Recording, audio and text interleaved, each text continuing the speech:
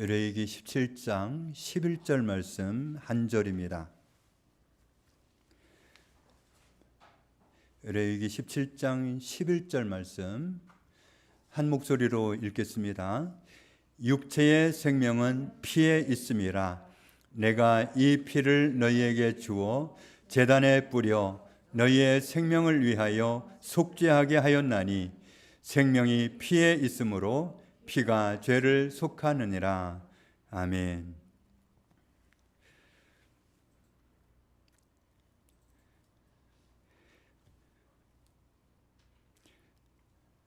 창세기 1장을 보면 하나님이 만물을 창조하셨습니다.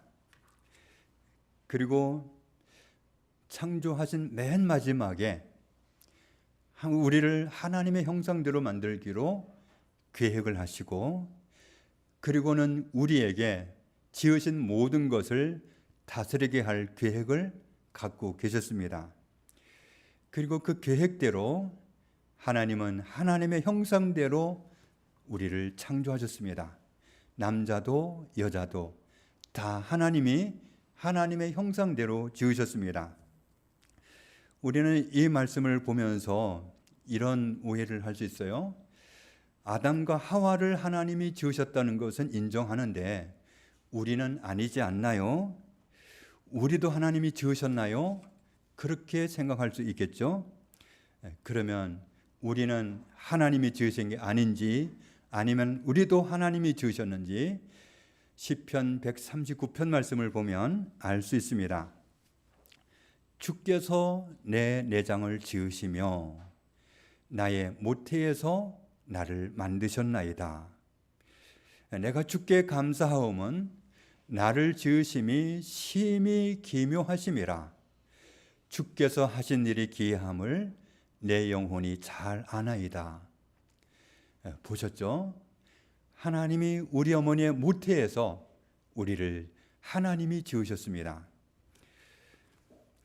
시편 8편에도 보면 하나님이 정말 우리를 맨 마지막에 지으시고 그 앞에 지으신 모든 것이 누구를 위해서 만든 것인지, 누구를 위해 창조하신 것인지, 우리가 이 말씀을 보면 정말 하나님이 우리를 얼마나 깊이 생각하시고 우리를 얼마나 배려하시는지, 그리고 지으신 모든 것이 사실은 우리를 위해서 만든 것인 것을 알 수 있습니다. 주의 손가락으로 만드신 주의 하늘과 주께서 베풀어 두신 달과 별들을 내가 보오니 사람이 무엇이기에 주께서 그를 생각하시며 인자가 무엇이기에 주께서 그를 돌보시나이까. 하늘도 달도 해도 다 우리를 위해 만드셨다는 거죠.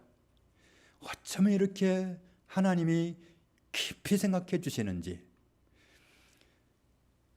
그를 하나님보다 조금 못하게 하시고, 여기서 그는 우리를 말합니다. 사람을 하나님보다 조금 못하게 하시고 영화와 존귀로 관을 씌우셨나이다. 주의 손으로 만드신 것을 다스리게 하시고 만물을 그의 발 아래 두셨으니 곧 모든 소와 양과 들짐승이며 공중의 새와 바다의 물고기와 바닷길에 다니는 것이니이다. 여호와 우리 주여, 주의 이름이 온 땅에 어찌 그리 아름다운지요. 하나님이 지으신 모든 것이 사실은 우리를 주인공으로 만들어 놓고, 짓기 전에 이미 우리를 주인공으로 만들어 놓고 우리를 위해서 다 만드신 거였어요. 그러니 하나님의 이름이 얼마나 아름다운지, 우리를 생각하시는 하나님의 그 생각이 얼마나 깊은지 우리는 감탄할 수밖에 없습니다. 요즘 우리가 레위기를 통해서 계속 살펴보는 것처럼 하나님께서 우리를 정결하게 지으셨습니다. 그런데 사람이 정결한 상태를 유지하지 못하고 그만 유혹을 받아서 부정해졌습니다. 타락한 겁니다. 레위기 11장에는 말씀을 보면 하나님이 우리를 구원하실 때는 목적이 있습니다. 우리도 하나님 같은 존재, 하나님이 거룩하신 것처럼 우리도 거룩하기를 원하십니다. 하나님은 거룩하기를 원하시는데 이미 우리는 더럽혀졌습니다. 이미 부정하게 됐습니다. 부정하게 된 사람은 하나님을 만날 수 없습니다. 하나님을 만나면 즉석에서 죽임을 당하기 때문에, 죽기 때문에 하나님을 만날 수 없습니다. 그런데 하나님을 만날 수 있는 상태로 되어서 거룩하라고까지 하나님이 말씀하시는 거죠. 그렇다면 우리는 이미 부정하게 된 사람인데 어떻게 정결함을 얻어서 거룩하신 하나님께 나아가서 거룩한 존재가 될까? 이 하나님의 명령에 이르게 하는 것이 레위기에 나와 있는 제사 제도입니다. 번제, 소제, 화목제, 속죄제, 속건제, 이런 제사들은 이미 부정하게 된 사람이 정결함을 얻어서 하나님께 나아가서 거룩함을 명령하신 하나님의 말씀대로 살아가게 하시는 은혜입니다. 우리가 좀 더 살펴보면 지난주에 보았던 것처럼 번제는 죄를 짓고 나니까 하나님의 진노가 두려워졌습니다. 그래서 하나님의 진노를 피하고 싶어서, 하나님의 진노를 가리고 싶어서 그때에 번제를 드리게 하셨습니다. 그리고 소제는 감사의 의미로 정말 하나님께 너무너무 감사할 때 소제로 하나님께 나아갈 수 있도록 하셨습니다. 그리고 화목제, 감사할 때도 그리고 서원할 때도 자원할 때도 화목제를 드릴 수 있었고, 또 죄로 말미암아서 하나님과 깨어진 관계를 회복하게 하기 위해서 화목제를 드리도록 은혜를 베푸셨습니다. 그리고 제사 중에서 정말 가장 핵심이 되고 가장 중요한 제사가 속죄제라고 할 수 있는데, 속죄제는 그야말로 말 그대로 죄를 해결하는 제사입니다. 그리고 죄로 인해서 더럽혀진 성막을 속죄할 때도 속죄제를 드리게 했습니다. 그리고 마지막으로 속건제가 있는데, 자기 잘못으로 하나님과의 사이에서 또 이웃과의 사이에서 뭔가 보상을 해야 될 그런 문제가 생겼을 때, 배상을 해야 될 문제가 있을 때 그때는 속건제를 드리게 하셨습니다. 그런데 레위기 17장 11절 말씀을 다시 보면 제사에 있어서 죄를 사함받는 게 핵심인데, 죄를 사함받는 일에 있어서 가장 중요한 게 뭐냐?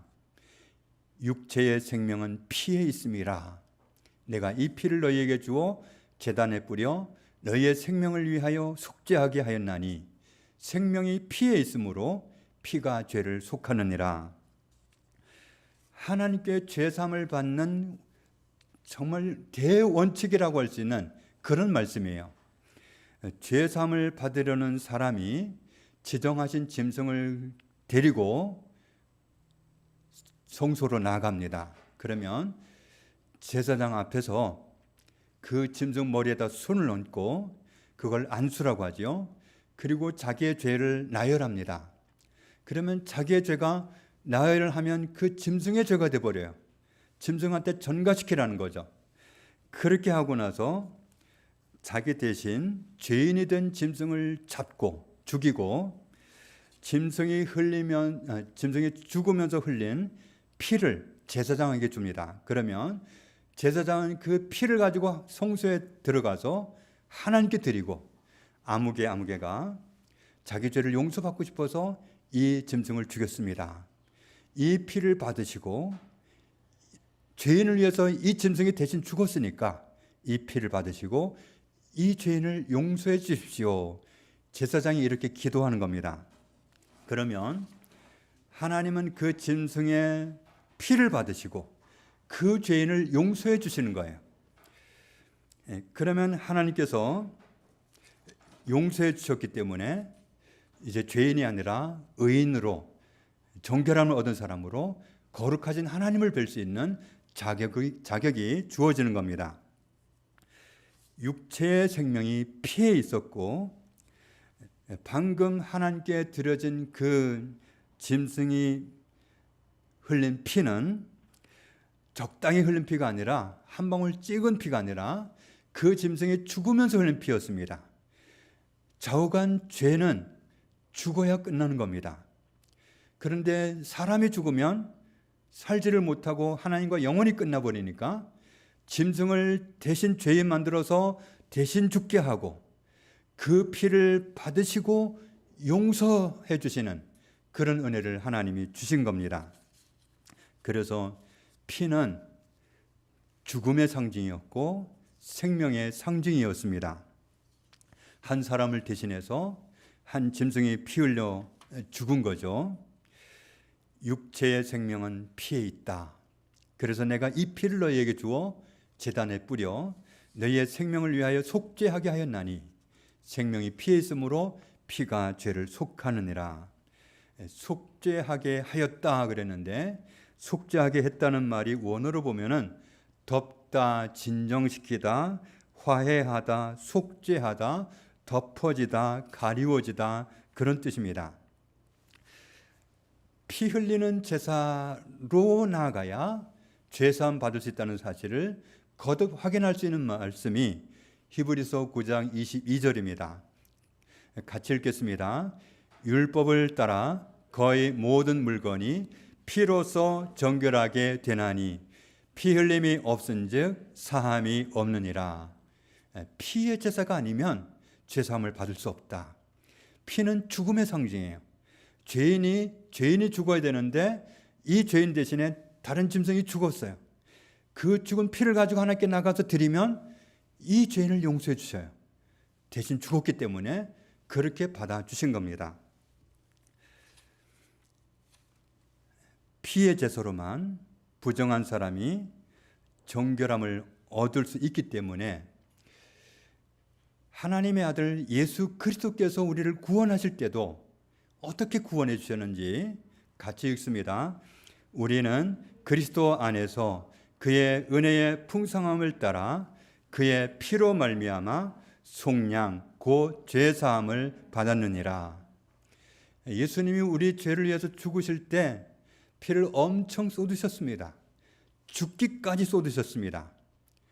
채찍에 맞아서 살점이 떨어져 나가고 만신창이가 되는 정말 온몸이 피투성이가 되는 그런 수모를 당했을 뿐만 아니라 십자가에 못 박혀서 피가 다 쏟아져서 생명되는 피가 다 쏟아져서 죽음에 이르는 그런 희생을 통해서 우리가 죄사함을 받았습니다.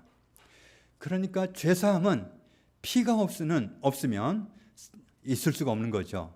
그래서 예수님도 이렇게 우리를 죄를 사함받게 해 주신 겁니다. 우리는 그리스도 안에서 그의 은혜의 풍성함을 따라 그의 피로 말미암아 속량 곧 죄사함을 받았느니라. 이 속량이라는 말은 구속, 구조, 해방, 속전을 받고 놓아주다, 몸값, 속전 그런 뜻입니다. 우리는 예수님이 죄인들을 대신해서 죽으시면서 흘리신 피 때문에 죄를 사함받았습니다. 누가복음 1장에는 말씀을 보면 우리는 구원받아야 된다는 말을 많이 하는데 죄 사함을 받는 게 구원입니다. 죄 용서받는 게 하나님으로부터 죄를 용서받는 게 구원이에요. 그래서 죄를 용서받았다는 말과 구원받았다는 말은 의미가 똑같습니다. 구원이 뭐냐? 하나님께 죄를 용서받은 거예요. 죄 용서받은 게 뭐냐? 구원받은 거예요. 히브리서 9장 12절 말씀을 보면 그래서 예수님이 염소와 송아지의 피로 하지 아니하고 오직 자기의 피로 영원한 속죄를 이루사 단번에 성소에 들어가셨느니라. 피로 우리의 죄를 해결해 주신 겁니다. 베드로전서 3장 말씀을 보면 그리스도께서도 단번에 죄를 위하여 죽으사 예수님은 사람이 보기에는 얼떨결에 죄수로 몰려서 황당하게 정말 말도 안 되게 죽임을 당하신 거죠. 그런데 하나님 입장에서 보면 우리를 죄에서 건져내시기 위해서 하나님이 정하신 방법으로 우리의 죄를 위해서 죽으신 겁니다. 의인이지만 불의한 자를 대신하셨고, 목적은 뭐냐면 우리가 하나님 앞에 나아갈 수 있게 하려고. 죄는 못 나가니까, 죄는 하나님을 뵙는 순간에 죽어버리니까 하나님 앞에 나아갈 수 있는 정결한 존재, 거룩한 존재가 되게 해주시려고 그리스도께서 자기 몸을 들이셨습니다. 베드로전서 1장에는 말씀도 보면 너희가 알거니와 너희 조상이 물려준 헛된 형실에서 대속함을 받은 것은 은이나 금같이 없어질 것으로 된 것이 아니요. 옛날에 죄수들은 한 번 엮이면 영원히 끝납니다. 노예 같은 경우에. 그런데 노예를 해방시키는 방법이 있어요. 누군가가 돈을 지불하고 사서 자유를 주는 겁니다. 내가 너를 간섭하지 않을 테니까 너 마음껏 자유를 누리고 살아라. 그러면 됩니다. 그런데 하나님이 우리를 구원해 주실 때 어떤 돈 가지고 구원해 주셨느냐? 아니다. 그럼 어떻게 구원해 주셨느냐? 19절 말씀을 보면 같이 읽습니다. 오직 흠없고 점없는 어린 양 같은 그리스도의 보배로운 피로 된 것이니라. 예수님의 피로, 그분의 피 흘림이 있었기 때문에 우리는, 그분이 죄인들을 위해서 피 흘리고 죽으셨기 때문에 그 피 때문에 우리가 구원을 받은 겁니다. 요한복음 18장 말씀을 보면 예수님이 어느 날 갑자기 로마 군병들에게 둘러싸입니다. 로마 군병들이 갑자기 죄수 취급을 하면서 잡아가려고 합니다. 그때 시몬 베드로가, 예수님의 수제자가 칼을 빼가지고 예수님을 잡아가려는 로마 군인의 귀를 잘라버립니다. 그 사람의 이름은 말고였죠. 그랬는데 예수님이 뭐라고 하셨느냐면 베드로한테, 얼마나 충성스러운 제자예요. 그런데 베드로한테 칼을 칼집에 도로 꽂으라. 하나님이 내게 이 잔을 마시게 하셨는데 내가 거부하겠느냐. 그러면서 베드로를 말리십니다. 마태복음 26장을 보면 동일한 사건을 두고 베드로에게 하시는 말씀이 너는 내가 내 아버지께 하나님께 구하여 지금 12군단 더 되는 천사를 보내시게 할 수 없는 줄로 아느냐. 천사를 동원하면 순식간에 자유를 얻을 수 있지만, 그렇지만 내가 만일 그렇게 하면 이런 일이 있으리라 한 성경이 어떻게 이루어지겠느냐. 이런 방법으로 구원하리라고 하나님이 구약 성경에 쭉 예언해 놓으셨는데 지금 그 말씀대로 돌아가고 있는 건데 네가 이렇게 행동하면 하나님의 말씀이 이렇게 구원하리라 하셨는데 이 구원이 어떻게 이루어지겠느냐. 그러면서 베드로를 말리셨습니다.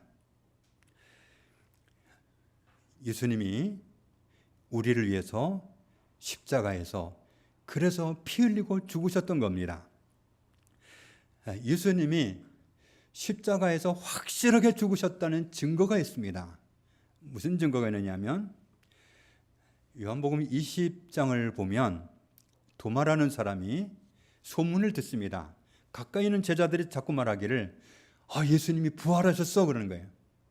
그러면 그 말을 이 도마는 안 믿었어요.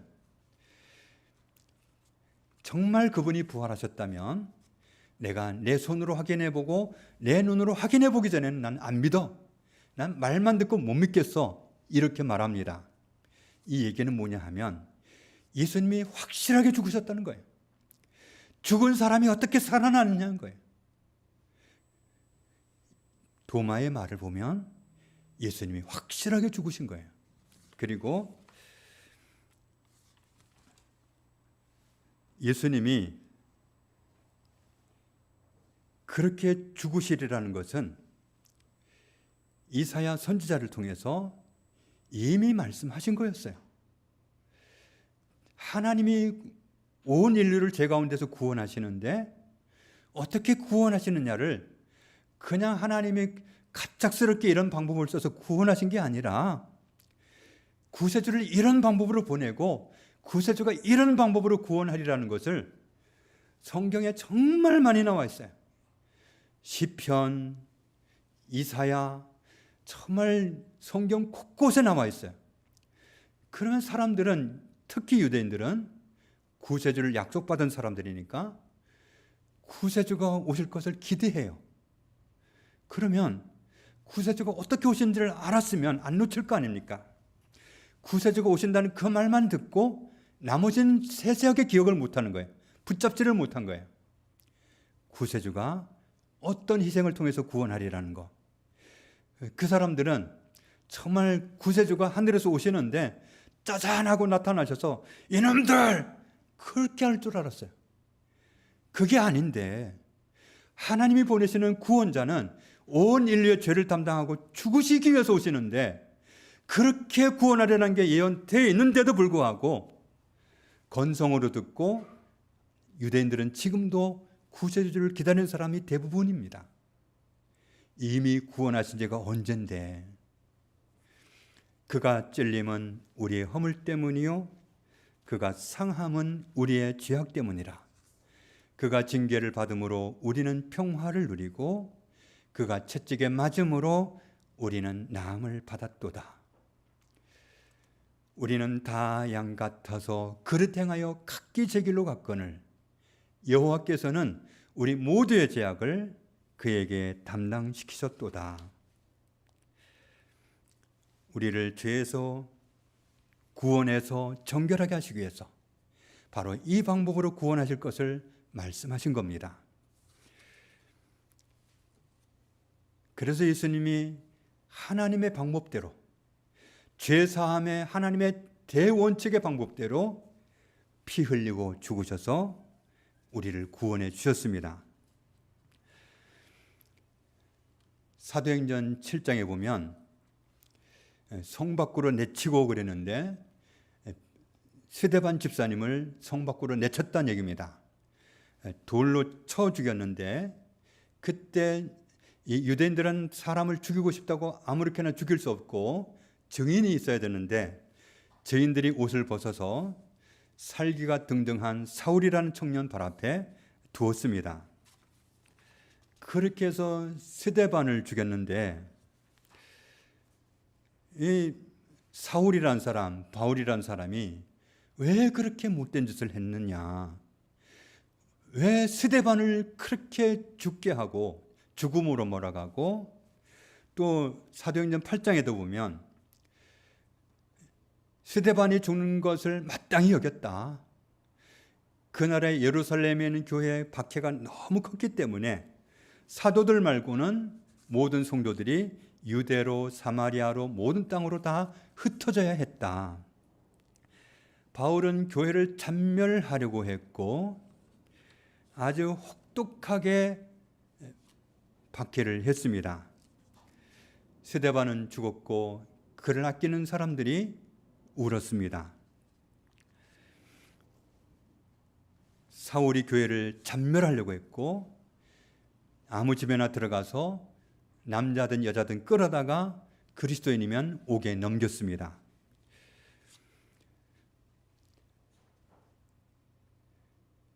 이 바울은 자기는 예수를 대적해야 된다고, 예수의 이름을 대적해야 된다고, 예수의 이름은 이 세상에 더 이상 불려주면 안 된다고 생각을 했습니다.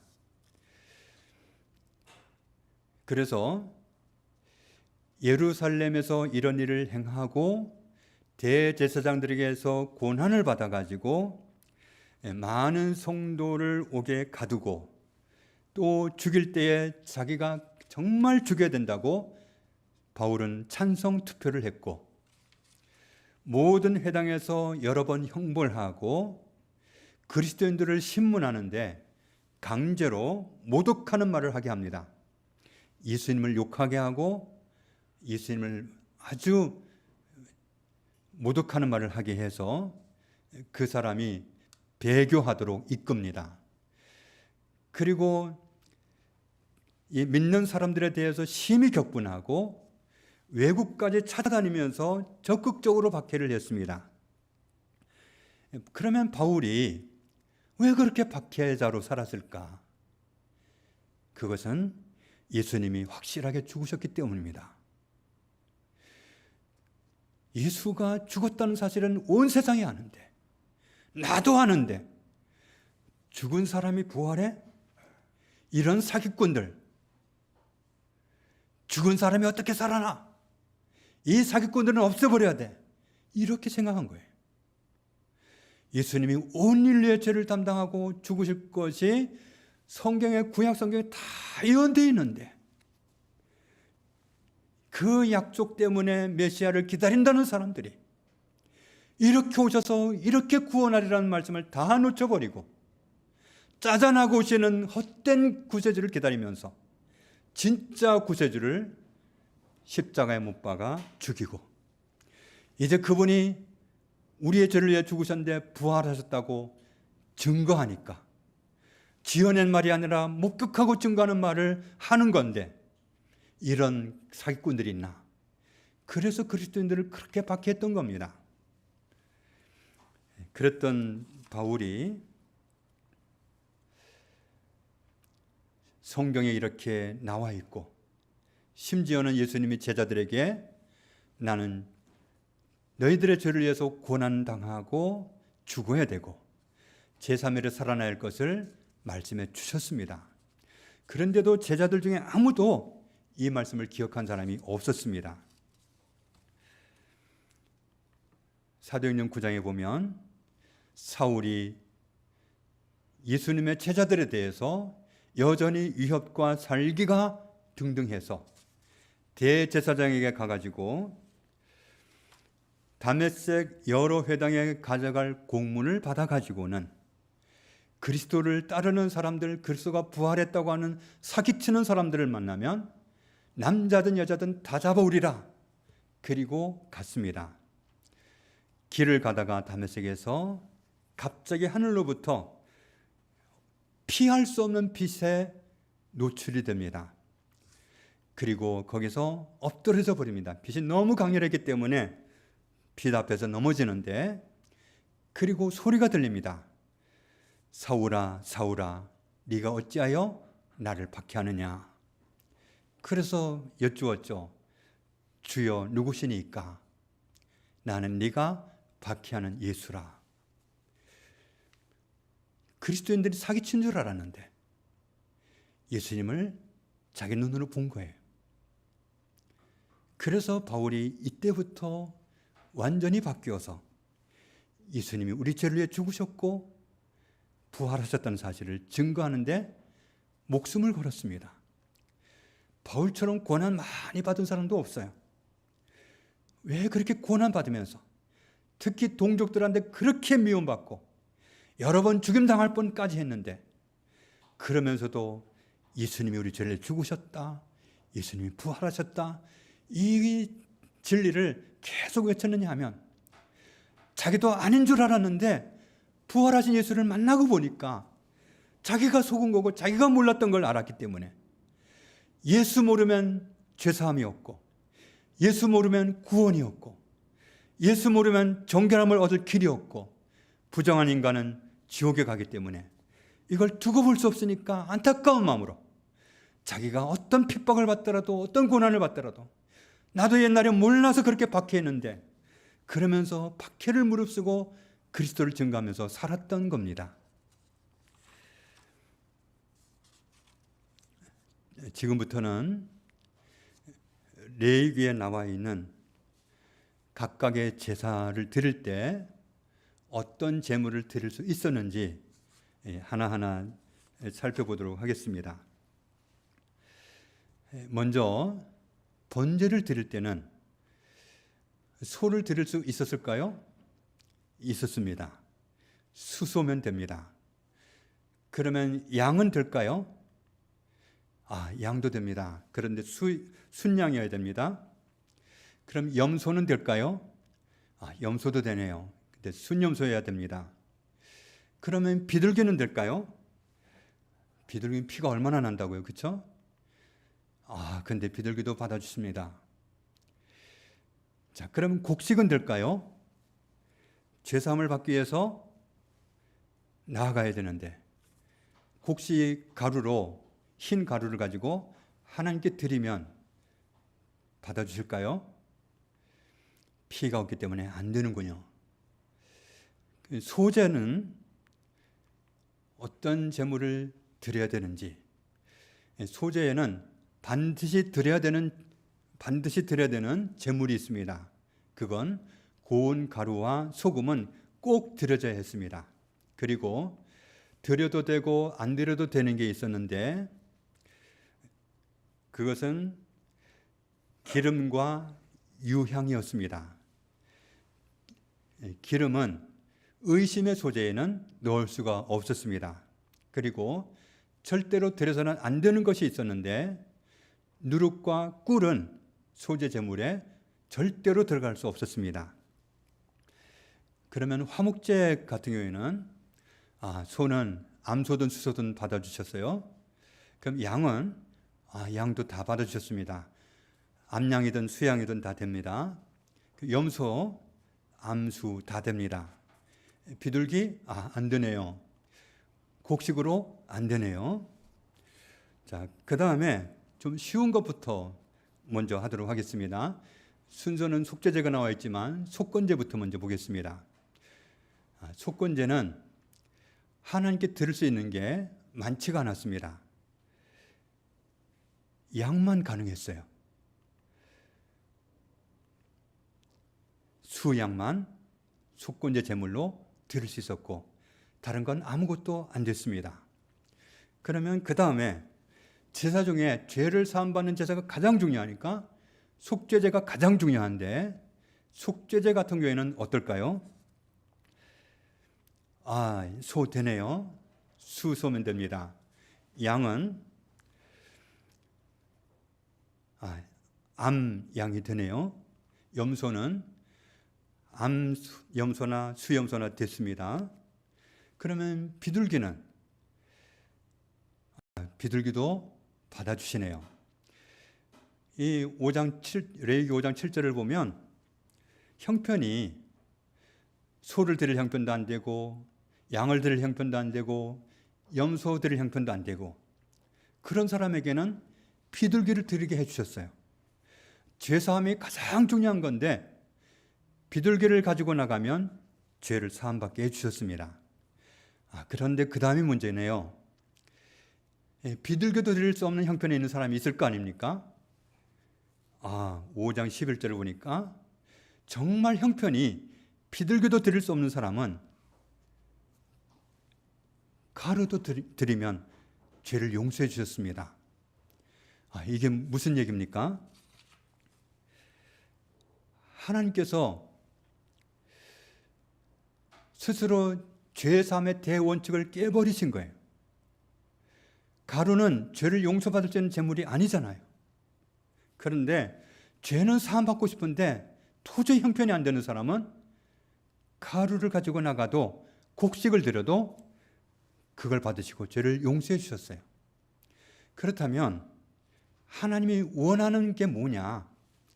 하나님께서 구하시는 제사는 그랬는데 제사라는 말 속에 제물이란 뜻도 있습니다. 하나님이 구하시는 제물은 상한 심령이다. 정말 죄를 이기고 싶은데 이기지 못하고 또 죄를 짓고 넘어져 버린 이 자신을 한탄하면서 정말 이 인간 어떻게 하면 좋습니까? 하고 정말 그 상한 마음, 그 아파하는 마음, 하나님 앞에서 정말 죄스럽고 이 연약한 인간이 또 넘어져 가지고 또 죄를 지었습니다. 그런 상한 심령을 하나님이 원하시는 겁니다. 하나님께서 정말 곡식 가루까지도 받아주시면서 죄를 용서해 주시는 걸 보면 하나님이 얼마나 죄를 용서해 주기를 바라시는지, 형편이 안 돼서 비둘기도 드릴 수 없는 사람, 그런 사람을 위해서는 곡식 가루도 받아줄게, 피가 없지만 내가 받아줄게, 얼마나 용서하기를 원하시고 얼마나 함께 살기를 원하시고 그런지를 알 수 있습니다. 하나님께서 원하시는 제물은 상한 마음입니다. 요한일서 4장에 있는 말씀을 보면 하나님의 사랑이 우리에게 이렇게 나타난 바 되었으니 하나님이 자기의 독생자를 세상에 보내심은 그분을 우리 죄인 대신 희생해서 우리를 살리려 하심이라. 우리를 살리려고 아들을 보내셨다. 하나님의 사랑이 여기 있다. 우리가 하나님을 사랑한 게 아니라 하나님이 우리를 사랑하셔서 우리 죄를 해결해 주시기 위해서 화목제물로 아들을 보내주신 거다. 죄인은 하나님을 뵐 수 없습니다.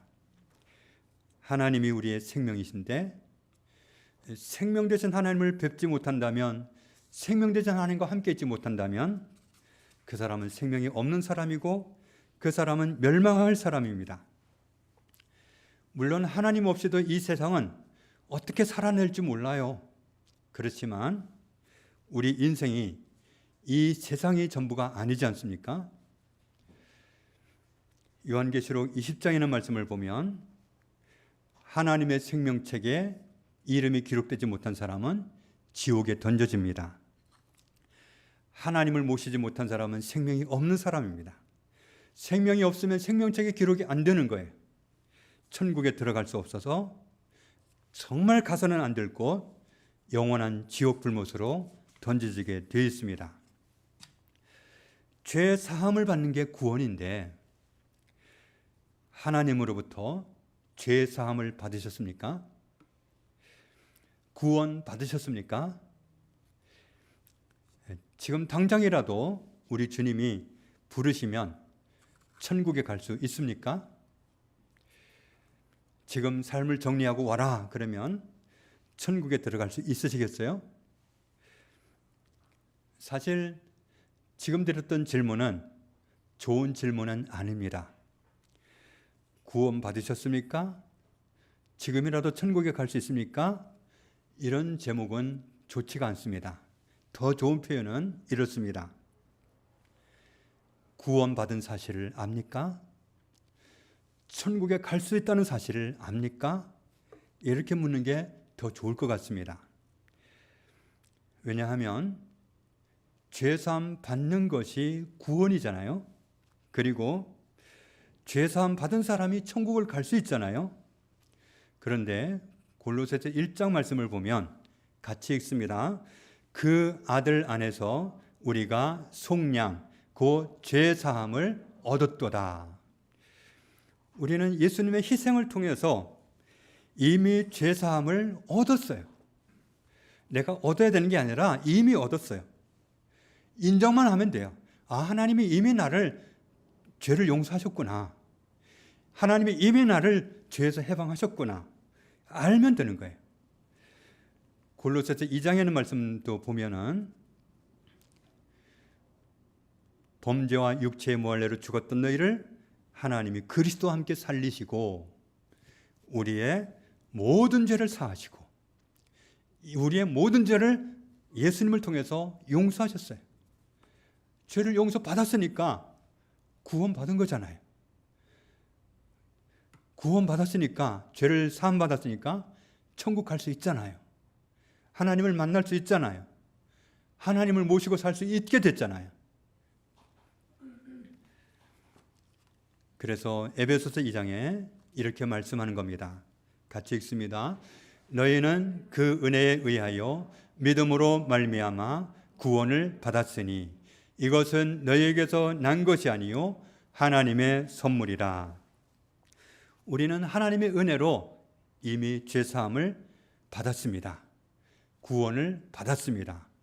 이 사실을, 구원받은 사실을, 죄사함 받은 사실을 믿었으면 이 사람은 구원받은 거예요. 이것은 구원은, 죄사함은 하나님이 주시는 선물입니다. 선물은 어떤 대가 지불하고 받는 게 아니지요. 일방적으로 주시는 걸 감사합니다 하고 받으면 되는 건데 하나님이 구원을 선물로 주셨어요.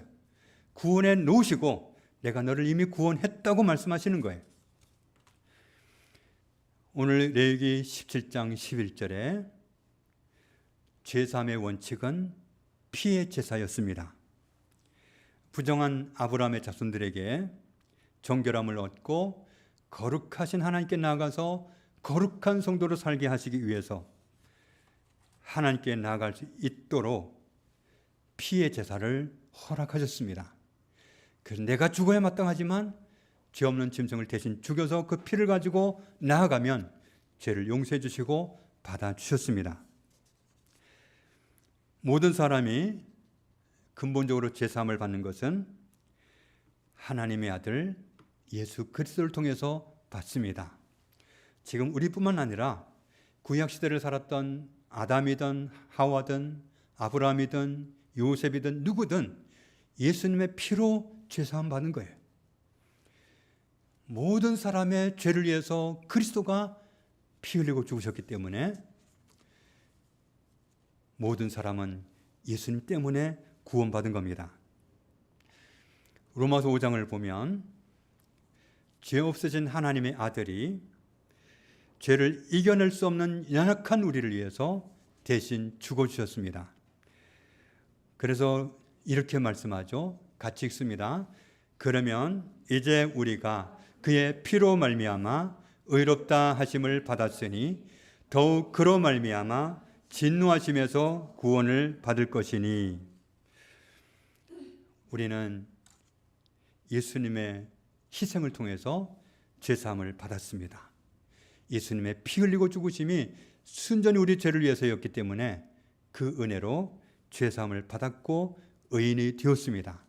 그렇기 때문에 하나님의 진노도 벗어나게 되었다고 말씀하는 겁니다. 그러면 하나님의 은혜로 죄사함을 받았고 의인도 되었으니까 우리 이제 죄를 좀 지어도 괜찮을까요? 라고 생각할 수 있겠죠. 될까요? 로마서 6장에서 말씀합니다. 같이 읽습니다. 그런즉 어찌하리요? 우리가 법 아래에 있지 아니하고 은혜 아래에 있으니 죄를 지으리요? 그럴 수 없느니라. 그럴 수 없다. 죄를 용납해서는 안 된다는 겁니다. 죄 짓는 거 우스운 거 아닙니다. 이미 다 용서받았으니까 죄를 또 지어도 괜찮을 것 같지만 아닙니다. 왜냐하면 죄를 짓고 안 짓고는 이제 우리의 소속을 정하는 문제가 됐습니다.